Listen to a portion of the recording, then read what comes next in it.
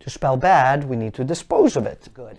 So that's what we're doing over here. When we take the money from the bank at a lower rate and then use it to pay the higher rates, that is incredibly good.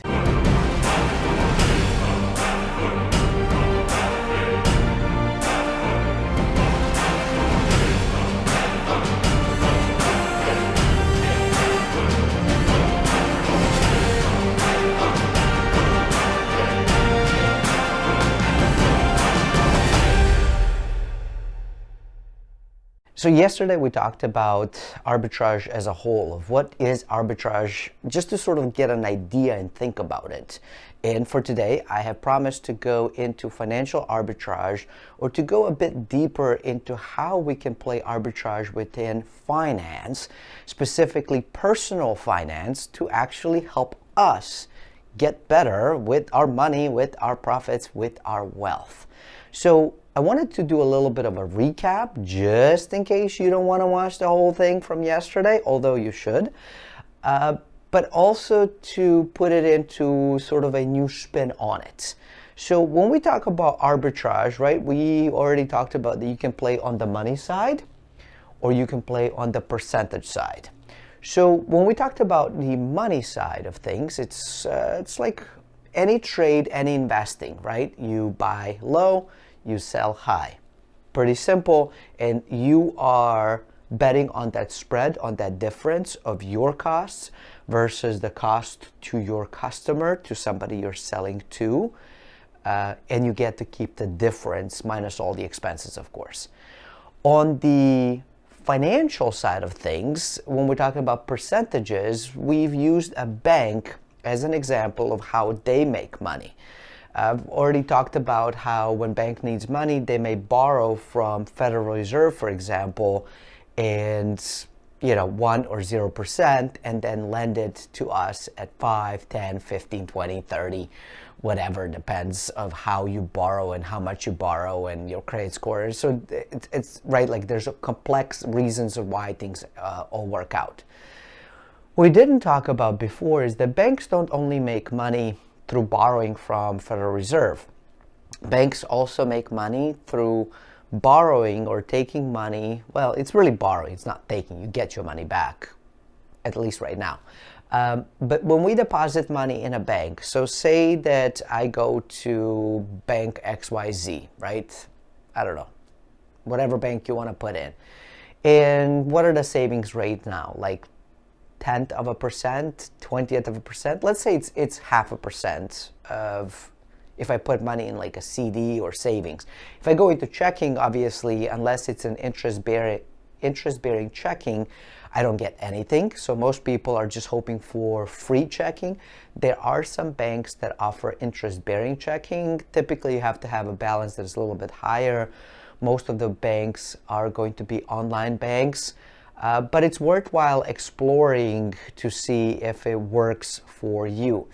A couple of things to pay attention to and just to understand is that if your money, whenever you make money through interest whatsoever, whether it's through investing or even in a savings account, CD, or interest-bearing checking account, whatever that amount of money is, it is going to be taxable to you at the end of the year. So whatever you earn, it's going to be potentially taxable. So do check with your accountant, with your CPA, to see if it truly is the case or not. So let's go back to the bank stuff.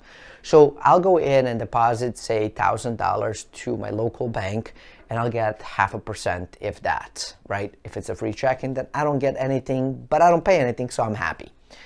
The bank, because of the fractional reserve component that exists right now of how banking can be done legally, can take up to 90%.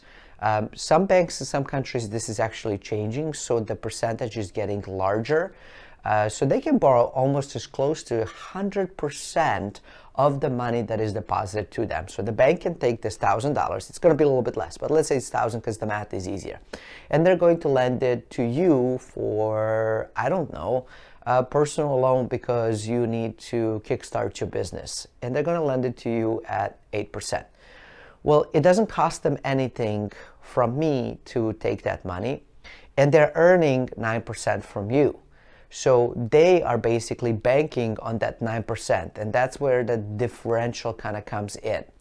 We, in our lives, can participate that by operating very similarly like a bank, by looking at that arbitrage, financial arbitrage that exists, and kind of playing on the two sides of the spectrum. On one side of the spectrum, we could look and potentially become private lenders. So private lender is basically an individual who lends money as an individual, very similar to the bank, to other individuals or businesses for different reasons. You can lend people money, right? That loan can be secured or unsecured. If it's an unsecured loan, it's just basically like you come to me and say, hey, Nev, I need $1,000. I give you $1,000. I say, okay, let's shake on it. You're going to give me, 10%, 15%, 20%, whatever we agree to. You go on and, hopefully you pay me. Typically, unsecured debts, whether from private lenders or from banks, is going to cost more money. So that's why credit cards, for example, are much more expensive to borrow against than a mortgage or a car. Because when I'm borrowing money for a house, if I stop paying, the bank can come in and take a possession of the house. So they're still getting some sort of protection from it. It's sort of like an insurance, if you would.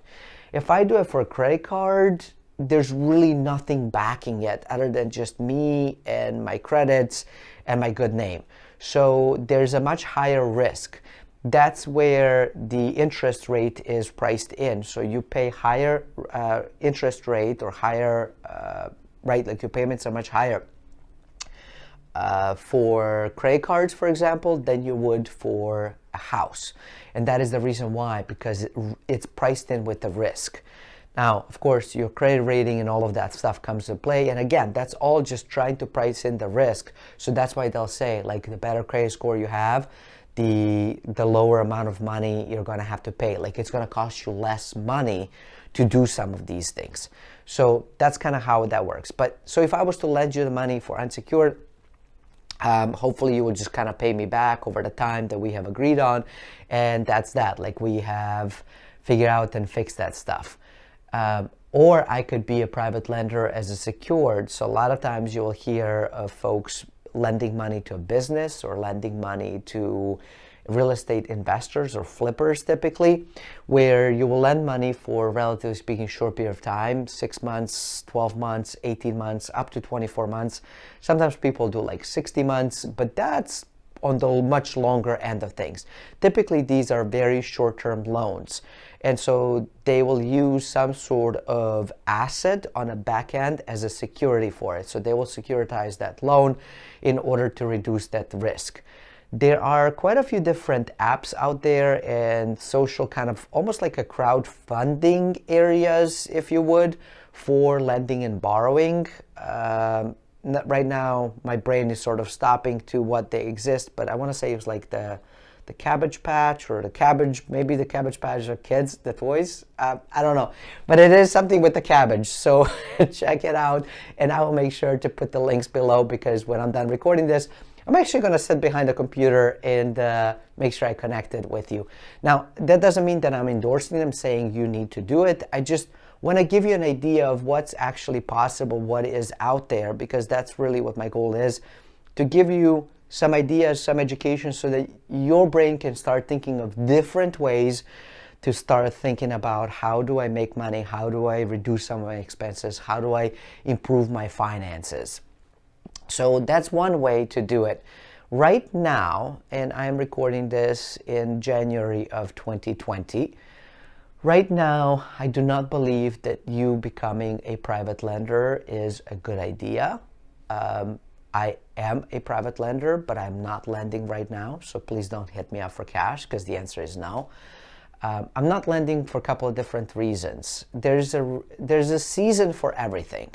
There's a season where private lending makes perfect sense, and that season typically is when the credit from the banks freezes up a little bit, when things slow down in that sector, when the interest rates are higher than people are, needing and wanting, that risks are poised better to be a lender than it is to a borrower. Right now, the season that we're in, borrowing from a bank is relatively easy. It's relatively cheap. And the season that we're set up in is not really set up for being a lender. Let's just put it that way. So right now it doesn't make sense. So I don't do it. So that's why I'm not teaching about it. I'm not talking about it much. But I just want you to understand that that is one of the ways where you could do stuff. But here's where we come in, right? So let me grab my trusty marker. So this is where we come in, right? We're going to play on the side of the money, and we're going to play a side of like borrowing and stuff. And we have two ways to kind of really think about how do we benefit from the financial arbitrage. One of it is to borrow low, right? So we're going to talk about just that finance and kind of how do we play a little bit of the trading, investing, and the finance component as a whole. So one of the things to think about is if you could borrow low, if you could borrow for, say, 0%, let's say I can get 0%, right? This is going to be borrow, and we're going to say 0% for 18 months, okay? So that means whatever money I have put in, you know what? Let's delete this. All right. Let's start from scratch. So that way you can actually see what I'm talking about. So let's say we borrow, hold on.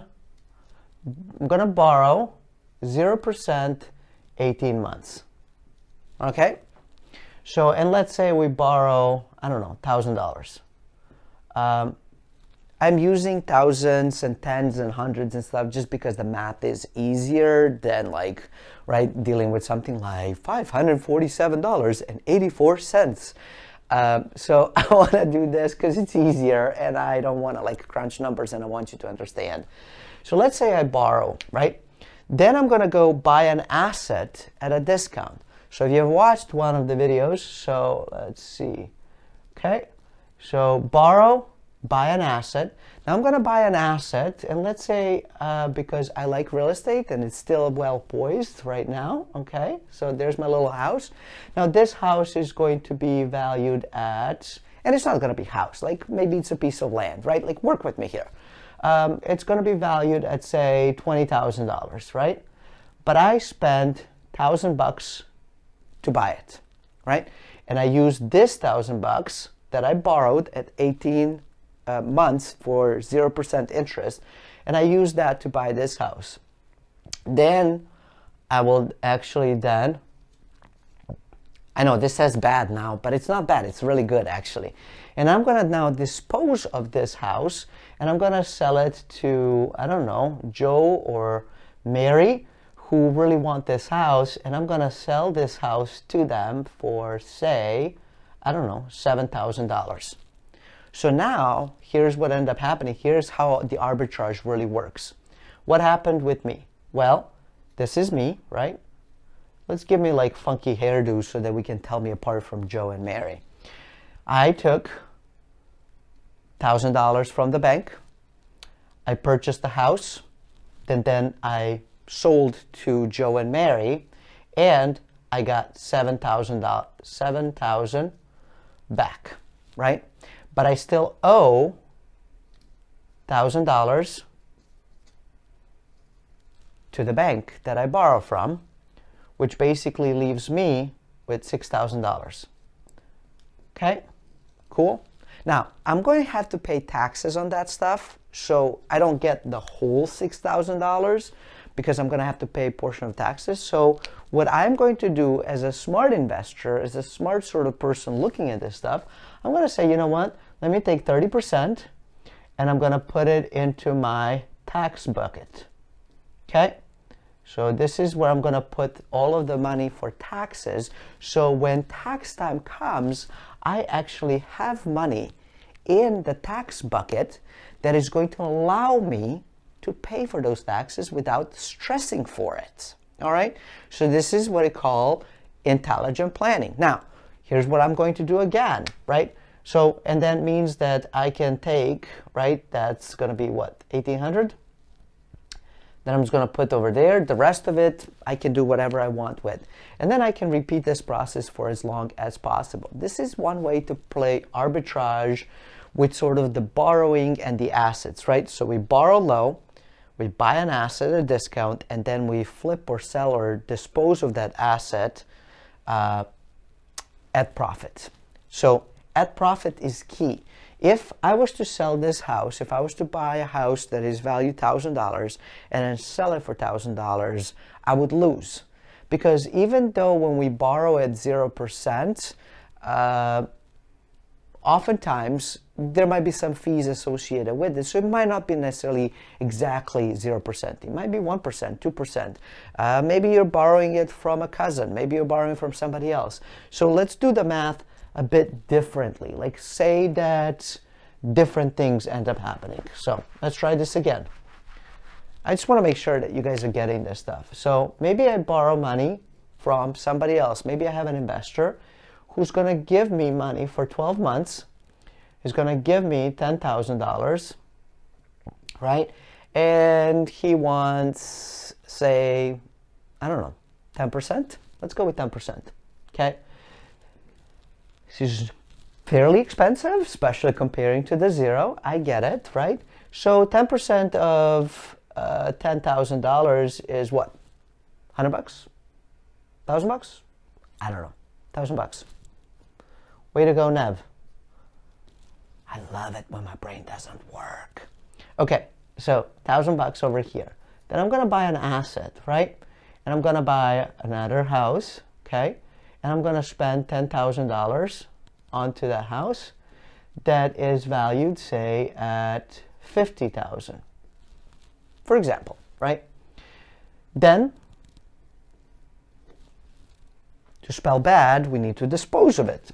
So I'm going to find another Joe and Mary, and I don't know why I'm using Joe and Mary. So if your names are Joe and Mary, I am not picking on you. I promise. There's just sometimes names just pop in my head, and I just run with it. So there you go. That's kind of what's happening here. Okay, so I sell it to them, and say I sell it to them for, I don't know, $25,000.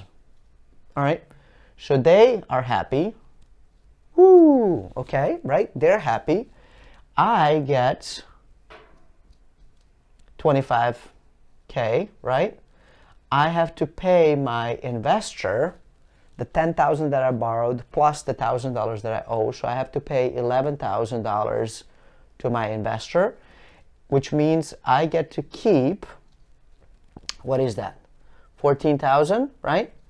And then what do? We put money away for taxes. So I'm going to put in 30% into tax buckets, and I get to keep, so right, this is me finally, 70% of the money. Make sense? Cool. Awesome. So that is how we play when we're playing with one of the options. Okay. Now, there's another option that we can play and think about this stuff. And I'm going to delete over here just so I have room to attempt to explain this to you. The second option is kind of like when we play as a bank. And when we play as a bank, we would borrow low.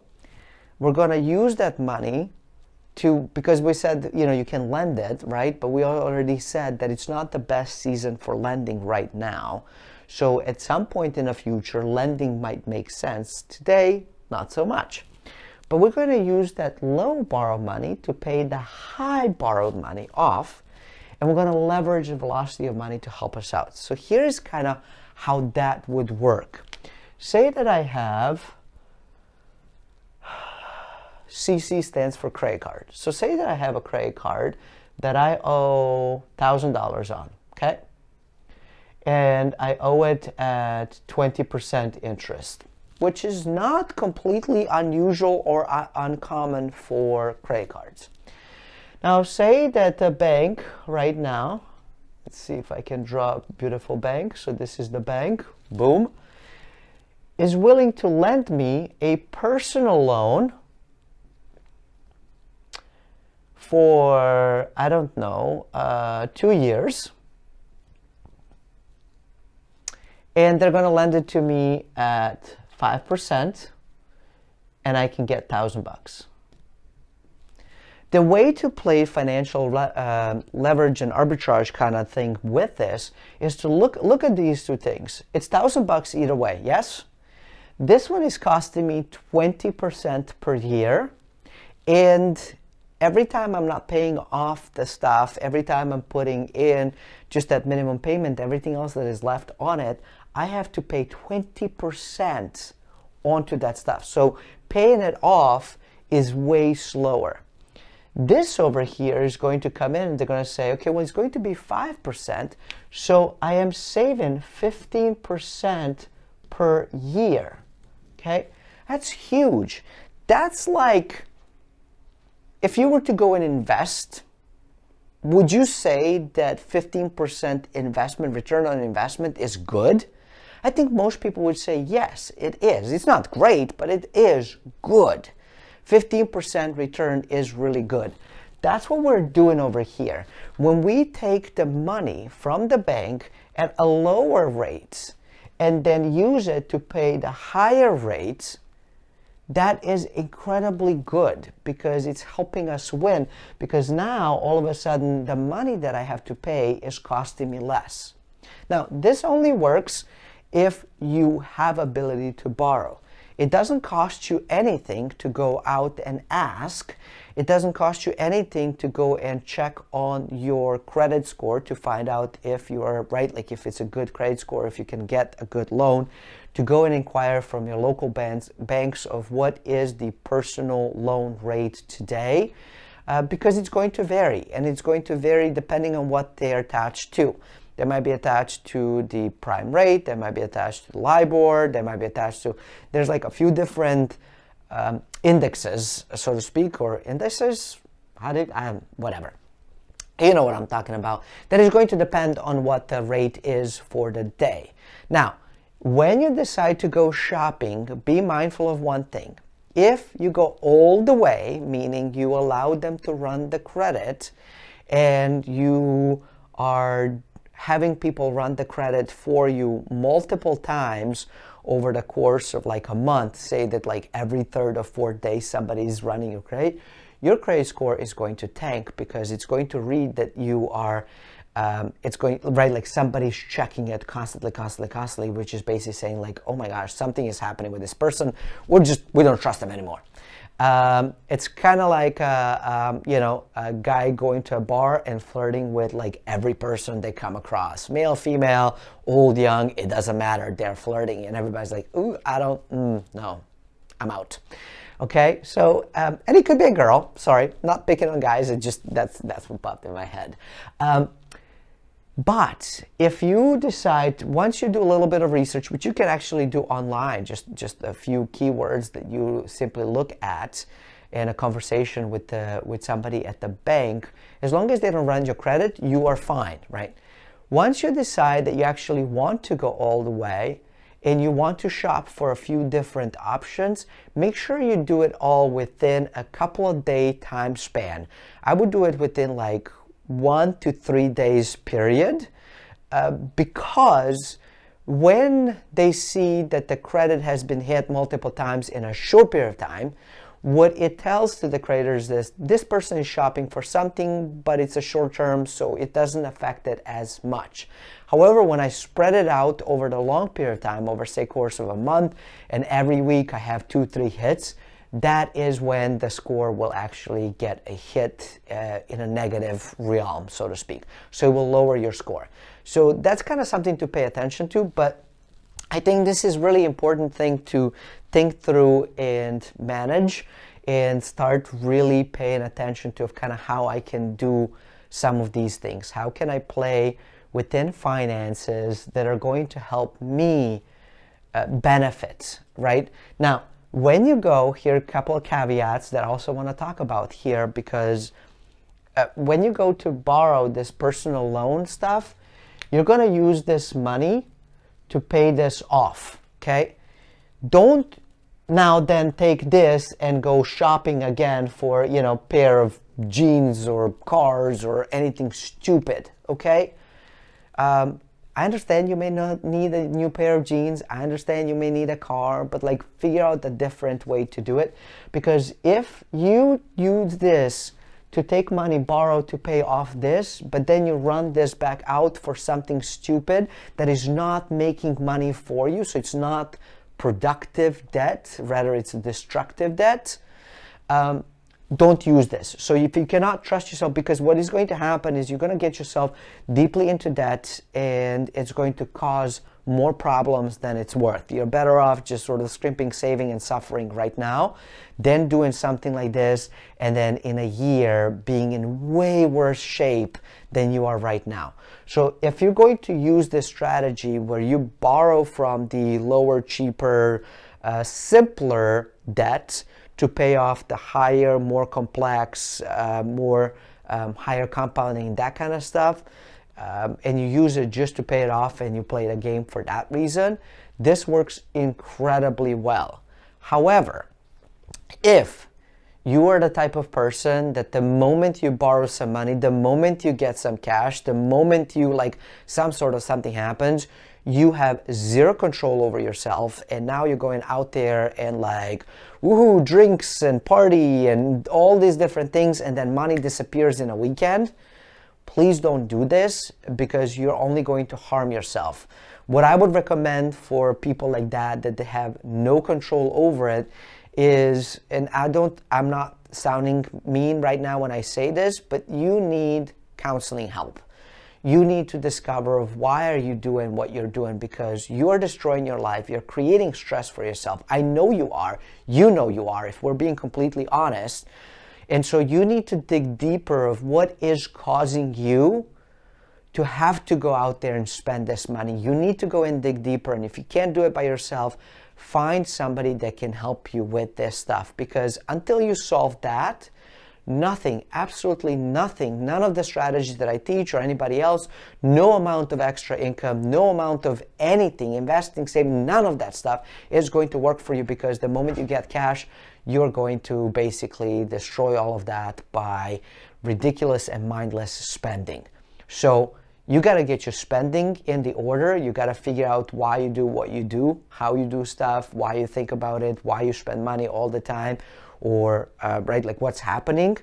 And then once you can figure things out, and once you can figure out what's enough and where it's okay, then you can start implementing these strategies. I hope this was helpful to you. Until next time, stay forever money blessed, and do remember, you are only one deal away.